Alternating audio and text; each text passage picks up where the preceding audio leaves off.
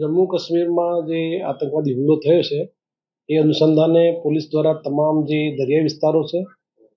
એ વિસ્તારોમાં પોલીસની તમામ ટીમો લગાવી અને સુરક્ષાની વ્યવસ્થામાં વધારો કરવામાં આવેલો છે. પોલીસની તમામ ટીમો એલસીબી, એસઓજી અને સાથે સાથે જે બીજી ટીમો છે એ તમામ વિસ્તારોમાં પેટ્રોલિંગ કરવામાં આવેલ છે. તેમજ વધારે મોટા જગ્યા ઉપર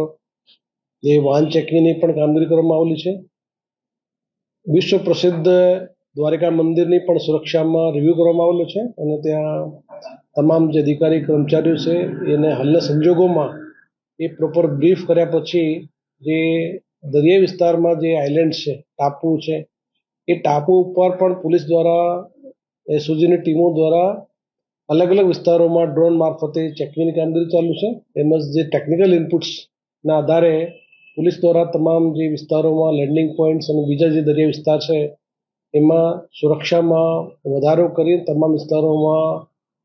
એ અલગ અલગ ટીમો એલસીબીની સાથે સાથે જે લોકલ હોમગાર્ડ છે, જીઆરડીની ટીમો છે એને સાથે રાખી અને હાલના સંજોગોમાં જે સિચ્યુએશન ઊભી થઈ છે એ પ્રમાણે પોલીસની કામગીરીને વધારે ઝડપથી આ કામગીરી કરવામાં આવી રહી છે.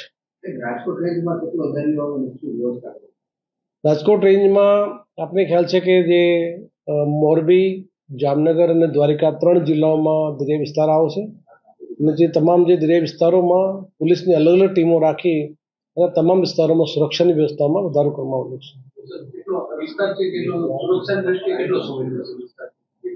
આપને ખ્યાલ છે કે જે